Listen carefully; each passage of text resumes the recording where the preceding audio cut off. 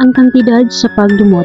Lagi ko kay bawo ba nga mahal maday kayo ning kantidad ang pagdumot. Gusto man gud kayo na akong masayran ang kantidad ni ini. Maong nangita jud ko og tindahan kung diin kini mapalit. Ug sa dihang nakakita ra gyud ako og nag-inusarang tindahan nga nagbaligya ni ini. Dali dayon ako misulod. Ug abtik usab kaayo ang maong negosyante nga miabi-abi kanako. Nagbisnis siya og puro ito nga sutana og daw dugo ang iyang mga mata. Gibati ako og gamayng kahadlok apan nagpadayon lang gyapon ako og giingnan ko siya sa akong tuyo nga mopalit unta ako og usa ka tasa nga pagdumot. Og mipayong siya kanako apan makahadlok gyud inyang mga mata nga daw may dugo. Niya pa, maapas mo kaha ang kantidad ni imong gustong paliton kanako. Usa ako sabdayon siyang gitubag. Pila man di ang kantidad balor og usa ka tasa niya na.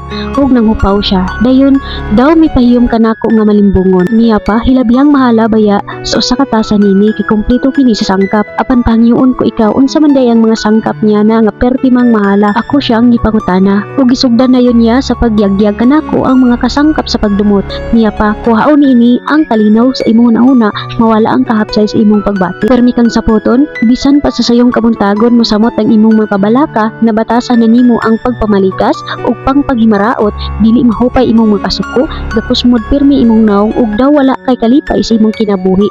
Pasukon ang imong kasing-kasing, kusog kaayo kang magpatama ug magpadungog-dungog kung dili ka unahan og timbaya sa tao.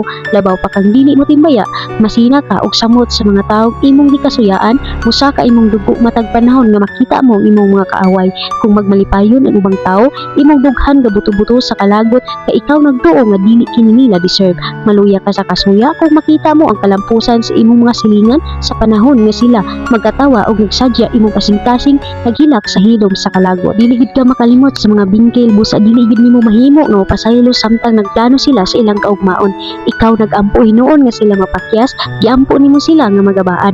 Permi kang maggadamgo ug nilad nga damgo. Wala kay laing kalipay kun dili nilang katalagman, dili ka kadawat nga malabuhan ka sa bisan unsang butang, dili na kaganahang moampo ug magpasalamat sa Ginoo. Layo ang panalangin kanimo ug pirmi kang gaunahuna sa kabalaka. Ang balang espiritu sa Dios mobiya kanimo, mamatay ka nga wala sa panahon tungod sa konsumisyon. Ug lagmit imong kalag mo padunong sa kalaglagan ug nagpadayon pagyapon siya sa pagtanyag sa mga sangkap sa pagdumot. Apan dali-dali na akong mibiya dito. Mibiya ako kay akong napamalandungan, hilabihang mahala man di ay sa pagdumot. Ug ang sangputan rin nini maong kalaglagan. Hinuklo ako nga naman gyud nga ako kining tuyuan nga barato raman kini kaayo ang gugma ni Ginoong Hesus. Dili lang gani kay barato, libre pa gyud. Busa gibati ako kahadlok sa akong gibuhat. Ilabi na kong mauna-unaan ko nga panagway sa mga negosyante.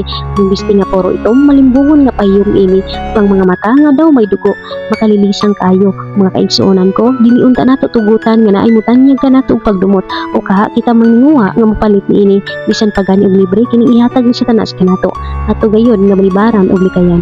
Kay ang kalaglagan gayud ang padol nga nato niya. Dangop kita kang Ginoong Hesus kay gawas nga libre ang iyang gugma kinabuhi dayon pagyud maoy ganti ni maayong adlaw.